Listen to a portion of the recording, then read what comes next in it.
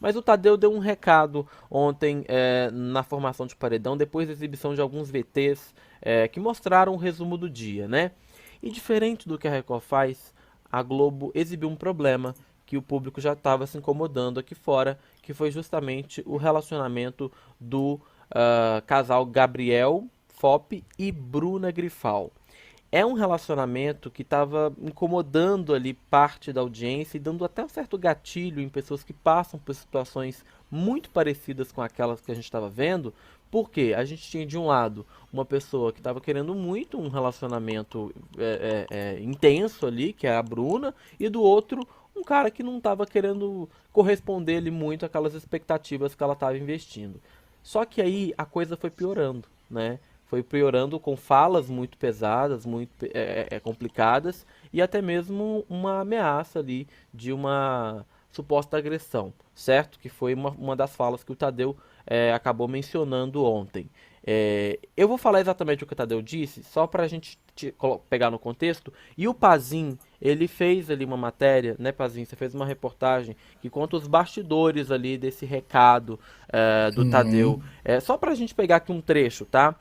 É, o Gabriel falou o seguinte: o Gabriel chegou a dizer que eles tinham que deixar claro que eles têm essa liberdade, abre aspas. Por mais que tenha parecido isso, eu também não entendi. Eu tô quase passando mal aqui porque isso não é algo que condiz comigo. Isso foi o que aconteceu logo depois da fala do Tadeu, tá?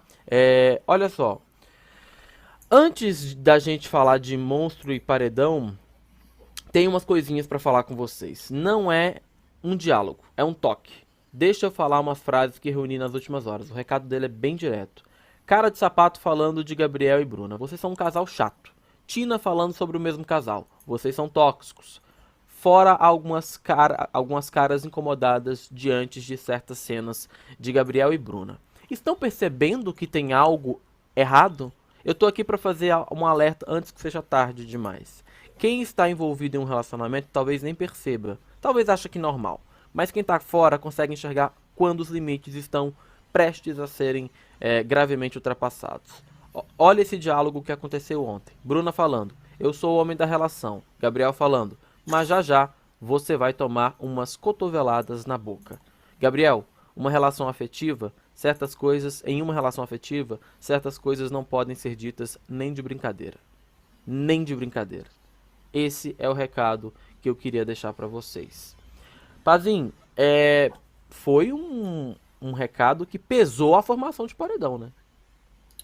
Pesou, pesou, assim, ficou difícil deles voltarem ali, né, pro jogo, para conseguirem dar sequência ali às indicações, a bênção do anjo e tal. Eu acho que dava para ver, principalmente, né, Gabriel e Bruna, a cara, né, o Gabriel parece que perdeu a alma dele ali naquele momento, ficou branco, pálido ali, tipo, porque ele entendeu que fez merda, né, vamos dizer assim, no português claro, que fez merda. E a Bruna também ficou apavorada. Então, assim, acabou mexendo ali, mas acho que depois o jogo, a ansiedade de ninguém querer ir para o primeiro paredão, fez com que eles retomassem ali e o que de fato deveria ter acontecido, apenas isso ontem, que era a formação do paredão, né? Exatamente. Yas, você chegou a acompanhar também? O que você achou desse momento? Então, só para contextualizar algumas pessoas, né? Todo mundo sabe que eu fiquei um tempo longe. Quando eu voltei, eu vi que esse menino era um dos destaques do BBB e simplesmente não entendi o porquê. Porque, desculpem, ele pode ter várias qualidades, eu até agora não consegui enxergar nenhuma, tudo bem que eu acompanhei pouca coisa, mas também não vi nada demais, nem na figura e muito menos na personalidade. A Bruna, como já era um nome que eu sabia que estava cotada para entrar e tudo mais, fiquei curiosa com a conduta dela lá dentro, vi que ela ganhou a simpatia do público com o jeito descontraído dela e tudo mais. E a gente vê uma história muito comum e muito infeliz se repetindo, que é uma mulher cheia de alegria, cheia de vontade de viver, caindo nesse buraco que é o relacionamento abusivo e sem conseguir compreender o tamanho disso tudo. Porque uma brincadeira, é o que o Tadeu falou, isso não é uma brincadeira. Você falar para uma pessoa que você vai dar uma cotovelada nela, isso não é uma brincadeira, isso é uma ameaça. O nome disso é uma ameaça. Se você vai cumprir ou não, aí já é outra coisa. Se eu chego pro Lucas e falo, Lucas, eu vou te dar uma cotovelada, eu estou ameaçando o Lucas, eu não estou brincando com o Lucas, isso não é brincadeira. E, eu considero uma brincadeira, então você não sabe nem brincar. E como diz a minha mãe, não sabe brincar, não desce pro play. Esse menino ficar com essa cara de bunda, perdi até as palavras. Como? Como que um cara, entendeu? E aí começa a história do. Ele é só um menino, vou até me corrigir. Ele não é um menino, ele é um homem. Ele já tem idade para saber o que é certo e o que é errado. Entende? Isso ele tá sendo visto pelo Brasil inteiro. Imagina o que ele fala quando ele tá em situações que ninguém tá vendo. Entende? Ele normalizar esse tipo de violência já é muito perigoso. E ela não entender o tamanho disso tudo é muito complicado, porque a gente sabe que quem tá num relacionamento abusivo não entende o tamanho da coisa. Agora, esse querido, esse homem, esse Justin Bieber da Shopee, ficar com essa cara de, nossa, não sei nem o que dizer, estou me... me poupa, né, querido? Me poupa. Ele queria o quê? Que as pessoas falassem, não, você tá super certo, errada tá ela. Queria tirar a mina como maluca? Me poupa, né? Me poupa. Sinceramente. Então, aparentemente, logo depois que o Tadeu deu esse recado, ele chama ela para a despensa, a próxima Sim. ali a despensa, e ali, nesse momento, ficou transparente o desejo dele de ser defendido pela Bruna ao vivo. Sim. Ele insiste, fala: a gente precisa falar, então, já que você não está se sentindo mal, a gente precisa falar disso ao vivo. Você pode falar disso ao vivo? E aí o Tadeu, a produção, a direção, não dá essa oportunidade para que a Bruna o defenda ao vivo. E eu achei outro acerto. O Tadeu volta para a interação com eles, direto para a formação de paredão, sem nenhum tipo de oportunidade para que o assunto fuja.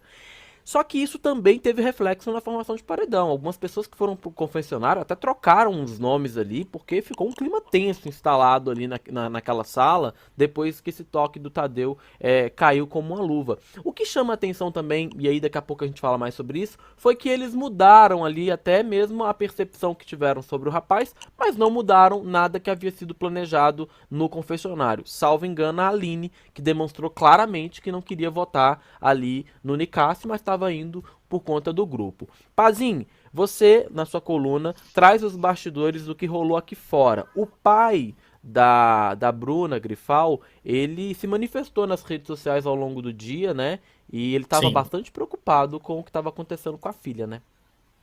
Exatamente. Eu vou contar aí, na minha coluna eu trouxe 2 pontos ali. O primeiro, o lado da família, amigos, e depois o lado da Globo, né? Um pouco dos bastidores aí. Falando do lado da família, eu até troquei mensagens hoje de manhã com o pai da Bruna, o Paulo, e eles não falam muito, né? Eles se manifestam muito pela assessoria de imprensa, não gostam muito de ultrapassar a assessoria, até para não correr o risco de repente, prejudicar o jogo da Bruna.